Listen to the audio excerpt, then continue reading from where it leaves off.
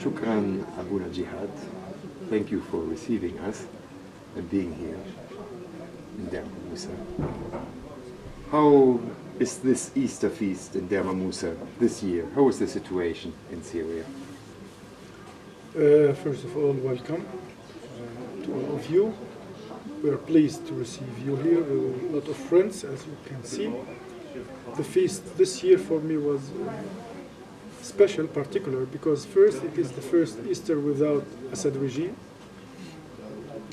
and with many friends, families who came to share with us the celebration, both Christians and Muslims. So it was a big joy for us to receive more than 200, 300 people on the Good Friday until 2:30 in the afternoon. All of them from Nabek and the region around. They came to visit the monastery to give us the congratulations for the feast and to express their solidarity. And of course, some of them came only for tourism, but many of them come because they like the monastery, they know what is a monastery, and they know who are we.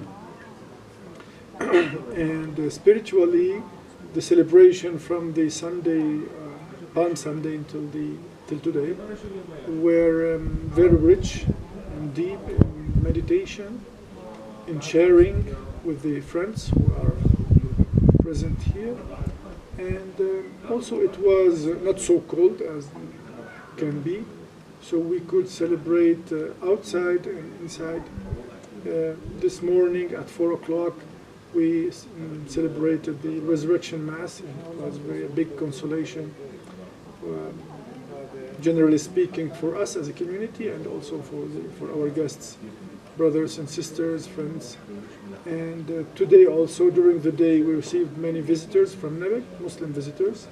They came to congratulate us and to express their joy of being part of this region. And they said how much Deir Mar Musa means to them.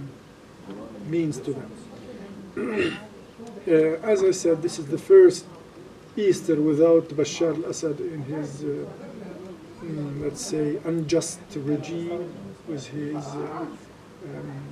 tyrannous regime, who really blocked the development in Syria for decades, since the time of his father.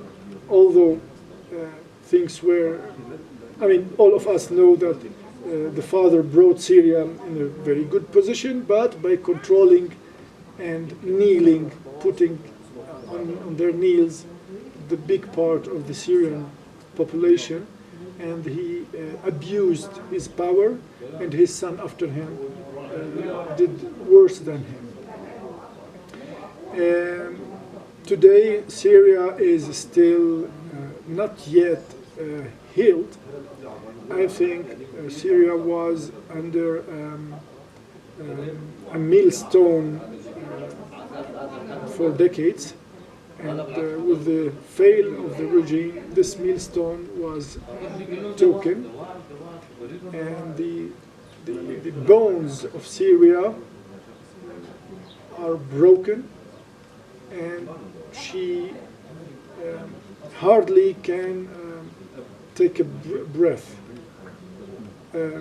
She is wounded, she needs care, she needs tenderness, loyalty, and engagement of her sons and daughters in and outside Syria. Situation are not perfect. The situation is not perfect. It's not ideal. Economically, we are a destroyed country. Socially, we are divided people. Politically, we are unsecure yet. Militarily, we are erased by the Israeli bombardation. Religiously, we are still groups not sufficiently open towards each other. But we have the chance. We have a chance. We should not lose it. We're here at Deir Mar Musa, a monastery rebuilt by Father Paolo Dall'Oglio, together with you and his brothers and sisters. Abuna Paolo said once, from generations to generations, the word Syria will be synonym of resurrection. Has this prophecy become true? And what would he say today if he was here with us? It is ongoing. It is ongoing. Resurrection happens in the hearts first. For us as Christians, resurrection means the empty tomb. And the emptiness of the tomb is the fullness of the heart. And this is also one of the sayings of Father Paul. So you believe that Jesus is risen because the emptiness of his tomb, narrated in the Gospels, fulfill your hearts with tenderness, mercy, and love, and awareness, with being sure. This is a matter of faith. It's not a logic, nor a science, nor a historical events. We cannot prove it or check it or repeat it or have the experience, objective proof of it. It is a matter of faith. So when hearts are fulfilled of hope, good vision, when the hearts are ready to be connected to other hearts from other belongings, cultural belongings, linguistic belongings, religious, ethnical, ideological, way of thinking, philosophical. So we could rise up together, and Syria could come again from the ashes as the phoenix bird. Syria is a rubble. Oh, we cannot say we are under rubble. We became rebels. So this rebels can be removed, and we should remove them. In giving hands to hands, with all our citizens, all the Syrians.